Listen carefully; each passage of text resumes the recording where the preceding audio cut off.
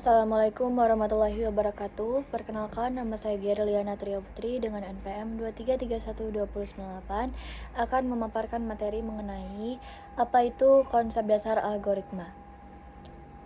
Apa itu algoritma? Algoritma adalah serangkaian langkah-langkah logistik dan sistematis yang digunakan untuk menyelesaikan masalah atau mencapai tujuan tertentu. Dalam dunia komputer, algoritma merupakan fondasi dari semua program dan aplikasi. Kita bisa membayangkan algoritma seperti resep masakan, di mana kita memiliki bahan-bahan atau input, lalu langkah-langkah yang harus diikuti atau proses, dan hasil akhir yang diinginkan atau output.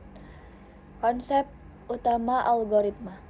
Berikut adalah konsep utama algoritma, yaitu yang pertama, masukan, yang meliputi dua cara, yaitu data atau informasi yang dimasukkan ke dalam algoritma.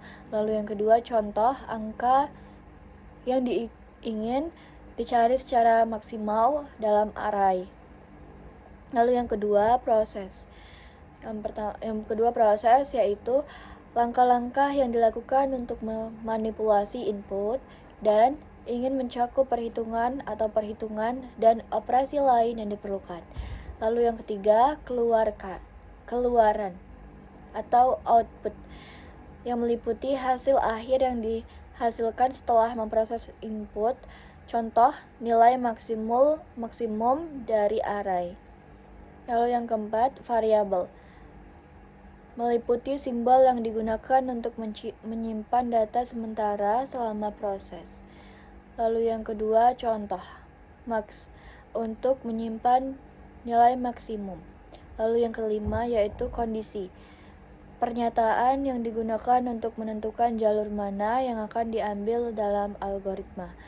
Contoh, jika nilai saat ini lebih besar dari nilai maksimum, maka nilai maksimum baru adalah kondisi yang terlihat. Lalu yang keenam, pengulangan atau looping, meliputi proses di mana langkah-langkah tersebut diulangi sampai kondisi tertentu terpenuhi. Contoh, mengulangi perbandingan untuk setiap elemen dalam array. Jenis-jenis algoritma. Berikut adalah beberapa jenis algoritma yang umum digunakan. Yang pertama, algoritma sekunder, yaitu langkah-langkah eksekusi satu persatu secara berurutan. Contoh, menghitung total penjumlahan dari serangkaian angka. Lalu yang kedua, algoritma kondisional, meliputi menggunakan pernyataan kondisi seperti if dan else untuk menentukan langkah yang diambil. Contoh, menentukan apakah seseorang bisa masuk ke suatu tempat berdasarkan usia. Lalu yang ketiga, algoritma pengulangan atau iteratif, melakukan langkah-langkah berulang sampai kondisi tertentu terpenuhi. Contoh, menghitung faktorial dari suatu angka. Lalu yang keempat, algoritma rekursif, algoritma yang memanggil dirinya sendiri untuk menyelesaikan submasalah. Contoh, menghitung Fibonacci, di mana setiap angka adalah jumlah dari dua angka sebelumnya. Lalu, adapun contoh algoritma sederhana. Mari kita lihat contoh algoritma untuk mencari nilai maksimum dalam array. Yang pertama yang dapat kita lakukan yaitu input atau array yang berisi nilai-nilai integer. Lalu yang kedua, proses, meliputi ambil nilai pertama dalam array sebagai nilai maksimum. Lalu yang kedua, bandingkan nilai maksimum dengan setiap nilai lain dalam array. Lalu yang ketiga, jika nilai lebih besar dari nilai maksimum, maka ganti nilai maksimum dengan nilai tersebut. Lalu yang ketiga yaitu output, meliputi nilai maksimum dalam array. Contoh pseudocode. Berikut adalah contoh pseudocode, bisa kalian lihat di sini. Kesimpulan dari konsep dasar algoritma adalah dasar untuk memahami cara kerja komputer dan bagaimana kita dapat menyelesaikan masalah secara efisien Dengan memahami berbagai komponen dan jenis algoritma, kami dapat merancang solusi yang lebih baik, lebih cepat untuk berbagai masalah. Jika ada bagian tertentu yang ingin Anda eksplorasi lebih lanjut, bisa tulis di kolom komentar. Oke. Kesimpulan yang lebih spesifik yaitu yang pertama, pentingnya algoritma. Algoritma adalah inti dari program dan pengembangan perangkat lunak. Tanpa algoritma yang baik, program tidak akan menyelesaikan dengan efisien.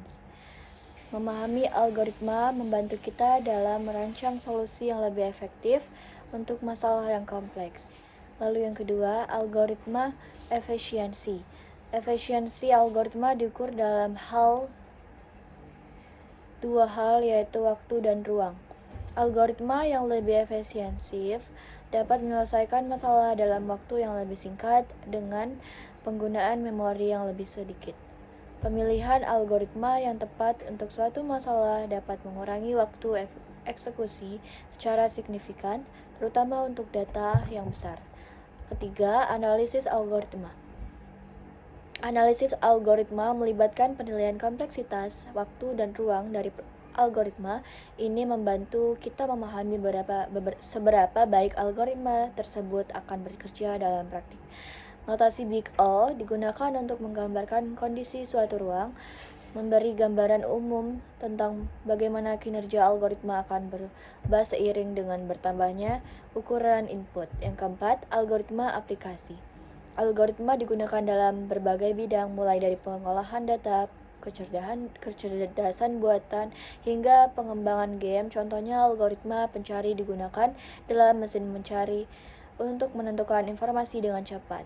Dalam kehidupan sehari-hari, algoritma juga dapat diterapkan dalam pengambilan keputusan seperti dalam sistem rekomendasi yang digunakan oleh platform e-commerce and media sosial. Lalu yang kelima, pengembangan algoritma. Proses pengembangan algoritma melibatkan pemahaman masalah, merancang solusi, dan menguji algoritma untuk memastikan bahwa ia bekerja dengan benar dan efisien. Penggunaan teknik seperti pemrograman dinamis, pembagian dan penaklukan, serta algoritma serakah dapat membantu dalam merancang algoritma yang lebih baik. Lalu yang keenam, skill yang diperoleh.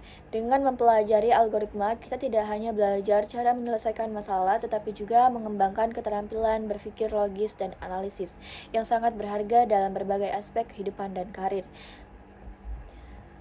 Demikian dari kesimpulan yang spesifik ini. Memahami konsep dasar algoritma adalah langkah awal yang penting dalam belajar pemrograman dan ilmu komputer. Dengan pengetahuan ini, Anda akan lebih siap menghadapi tantangan yang lebih kompleks dan mengembangkan solusi dan inovatif. Jika Anda memiliki pertanyaan lebih lanjut dan ingin mendapatkan topik tertentu, boleh drop di komen di bawah. Sekian dari presentasi saya, semoga dapat dimengerti, dan see you.